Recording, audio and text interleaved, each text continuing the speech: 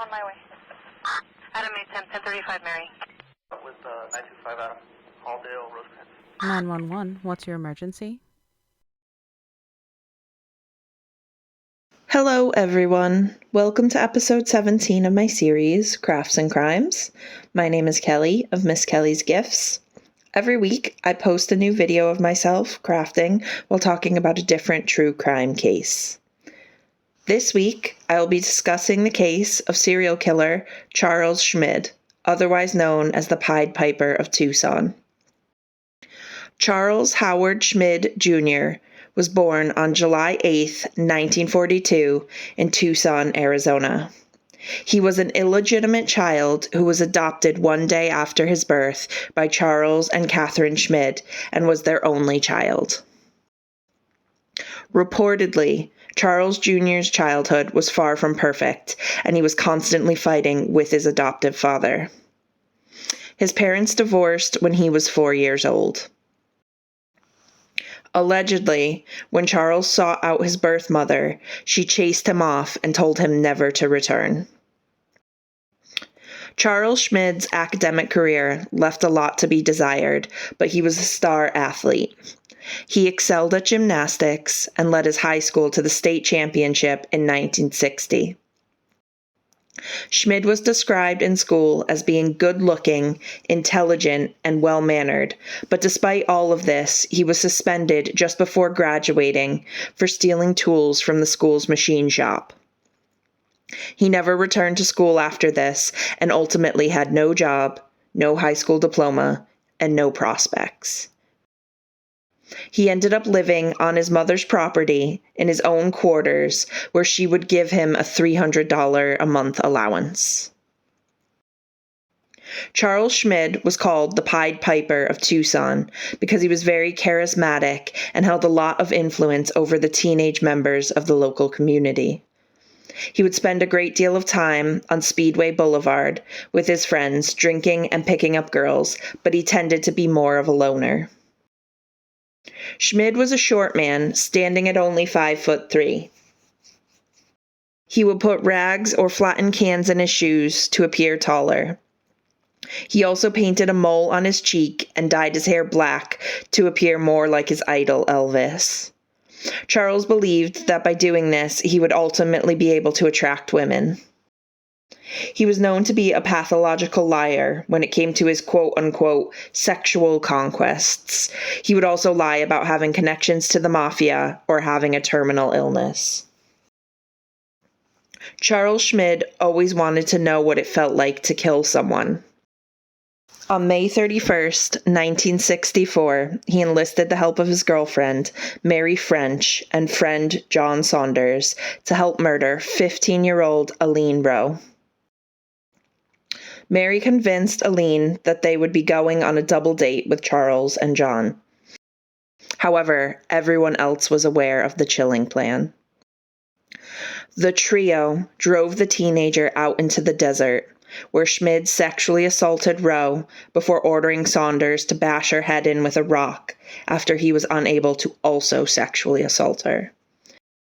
While this was happening, French just waited in the car listening to the radio like she was waiting for them to finish running an everyday errand. After Aileen was murdered, the trio proceeded to take turns digging a shallow grave. They then provided alibis for each other and allowed the police to write off Aileen Rowe's disappearance as a runaway case. Later, Charles Schmid would brag to his friend Richie Burns about the murder, and this would prove to be his undoing later on. The horrifying crime was an open secret among Schmid's high school friends. One of them is quoted as saying, "A lot of people knew, but it was already too late. Telling would have just made it tough on everyone." A few months after the murder of Aileen Rowe, Charles Schmid saw 16-year-old Gretchen Fritz at a local pool in Tucson. She was the daughter of a prominent local heart surgeon, and through gossip he heard that she was expelled from her private school for participating in an armed robbery. That same evening, he drove to Fritz's home because he was determined to meet her. He posed as a salesman to introduce himself to her. She commented that the pots and pans he was selling looked used, but still offered to buy them. But when he said that they were just a sample set, Fritz insisted she wanted to buy all of them, and he was forced to admit the real reason he was there. Shortly after this encounter, Schmid and Fritz began dating. However, she was very possessive and would become hysterical if she saw him in the company of other girls.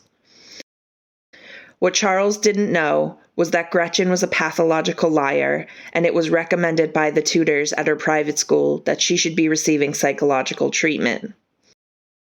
According to Schmid, by 1965, Fritz would frequently phone him up to 5 or 6 times a day, and he began making efforts to distance himself from her. Several months into their relationship, in an attempt to show Fritz what kind of man he really was, Schmid admitted to her that he had murdered Aileen Rowe. He even showed her where the body was buried in the desert. Gretchen stole a diary from Charles where he confessed not only to the murder of Rowe, but also to the alleged shooting death of a 16-year-old boy. She threatened to, quote, ruin him if he tried to break up with her. On August 16, 1965, Charles Schmid strangled then 17-year-old Gretchen Fritz and her sister, 13-year-old Wendy, to death in the desert before burying them both in a shallow grave. Gretchen had once again threatened to use Charles' confession against him if he broke up with her.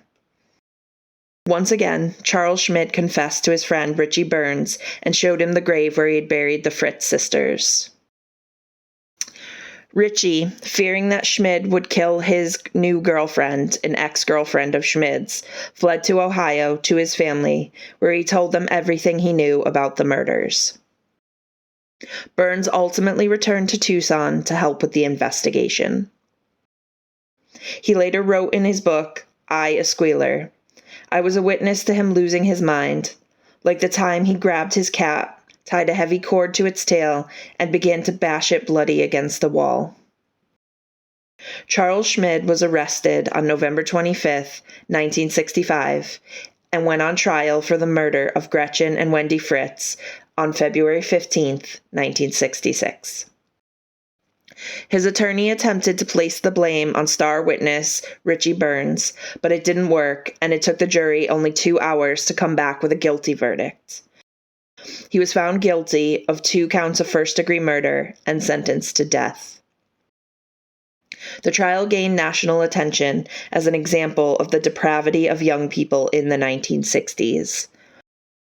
This wasn't the end, however, because Schmid still needed to face justice for the murder of Aileen Rowe. On May 10, 1967, he went on trial for the second time. F. Lee Bailey, a celebrity defense attorney known for his involvement in the Boston Strangler case, was brought in to consult, but on the second day of the trial, he never arrived in court, claiming to be sick. Charles Schmid's original attorney was able to convince him to accept a plea deal, and he was convicted for second-degree murder. For this conviction, he was sentenced to 50 years to life. The media was obsessed with this case, with both Life and Playboy sending reporters to cover the trials.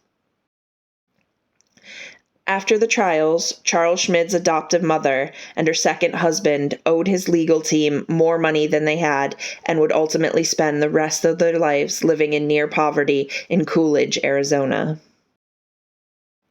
In 1971, Arizona temporarily did away with the death penalty, which got Charles Schmid off death row. However, he was still facing 50 years to life. This made him determined to escape prison, and he made the attempt several times before finally succeeding. On November 11, 1972, Charles Schmid and fellow inmate triple murderer Raymond Hudgens escaped from Arizona State Prison in Florence, Arizona. Briefly, they held 4 hostages at a ranch in Tempe before going their separate ways. However, they were both recaptured not long after. Ever the narcissist, Charles Schmid would strut around the prison, and this, of course, brought unwanted attention. On May 20th, 1975, he was attacked by 2 fellow inmates and shanked 47 times. After losing an eye and a kidney, Charles succumbed to his injuries on March 30th, 1975. His mother, Catherine, fearing his headstone would be vandalized if he was buried in a public cemetery, decided to have him buried on prison grounds. Thank you for joining me on this episode of Crafts and Crimes. If you're interested in the things I'm crafting, please check out the links in the description. If you found this video interesting, please leave a like and comment below with what future cases you want me to talk about. Don't forget to subscribe with notifications on so you don't miss out on any of my future uploads. I'll see you all next time.